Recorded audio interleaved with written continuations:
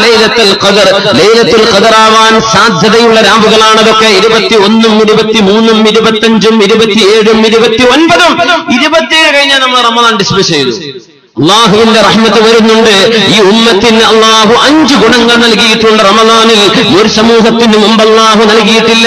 യുഗ്ഫറു ലഹും ഫീ ആഖിരി ലൈല, റമദാനിന്റെ അവസാനത്തെ രാവിലെ അള്ളാഹു പുറത്തു കൊടുക്കുമെന്ന് പറഞ്ഞപ്പോ സ്വഹാബികൾ ചോദിച്ചു, യാ റസൂലല്ലാഹ്, ആ പുറത്തു കൊടുക്കുന്നത് ലൈലത്തുൽ ഖദ്റിലാണോ? അല്ല, ആഖിറു ലൈല.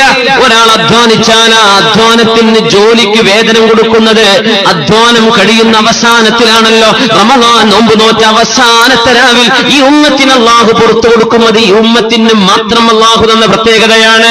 അള്ളാഹുവിന്റെ മാഫറത്തുമായി മലക്കുകൾ വരുമ്പോഴേ നമ്മളുടെ പെണ്ണുങ്ങളൊക്കെ അന്യ ചെറുപ്പക്കാരോട് കൊഞ്ചിക്കുഴഞ്ഞാടി നമ്മുടെ ടെക്സ്റ്റൈൽസുകളിലും അങ്ങാടി തെരുവുകളിലും നടക്കുമ്പോ അള്ളാഹിന്റെ മാഫറത്ത് നമ്മുടെ കയ്യിലേക്ക് വരുമോ? നമ്മളപ്പോഴേക്കും പള്ളിയിൽ നിന്ന് ഇറങ്ങി ഓടിയിട്ടുണ്ട്. 27 കഴിഞ്ഞിട്ട് തറാവീഹിന് ആളില്ല, ഖിയാമുൽ ലൈലിന് ആളുകളില്ല, ഇത്തികാഫിന് ആളില്ല, സുബ്ഹി നിസ്കാരത്തിന് ജമാഅത്തിന് ആളില്ല. ഇങ്ങനെ വന്നാൽ എന്ത് റമദാൻ?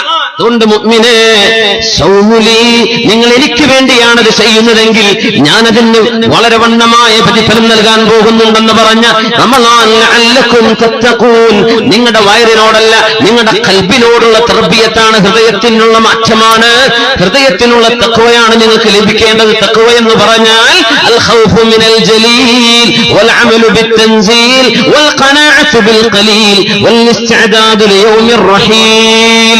ഇത് സാധ്യമാണോ എന്നാണ് റമദാൻ കൊണ്ട് അല്ലാഹു ഉദ്ദേശിക്കുന്നത്. നിങ്ങൾക്ക് അല്ലാഹുവിനെ പേടിയുണ്ടോ?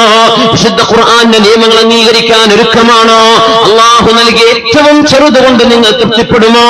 മരിക്കുന്ന ലോകത്തിന് വേണ്ടി റെഡിയായി നിന്നിട്ടുണ്ടോ? ഇതുണ്ടെങ്കിൽ യാ അയ്യുഹല്ലദീന ആമനൂ കുതിബ അലൈക്കുമുസ് സിയാം കമാ കുതിബ അലല്ലദീന മിൻ ഖബ്ലികും ലഅല്ലകും തത്തഖൂൻ. ഈ ലക്ഷ്യം നമ്മൾ പ്രാപിച്ചു. അല്ലാഹു നമ്മെ തൗഫീഖ് ചെയ്ത് അനുഗ്രഹിക്കട്ടെ. അല്ലാഹു ഈ സദസ്സിൽ നമുക്ക് മഗ്ഫിറത്തും റഹ്മത്തും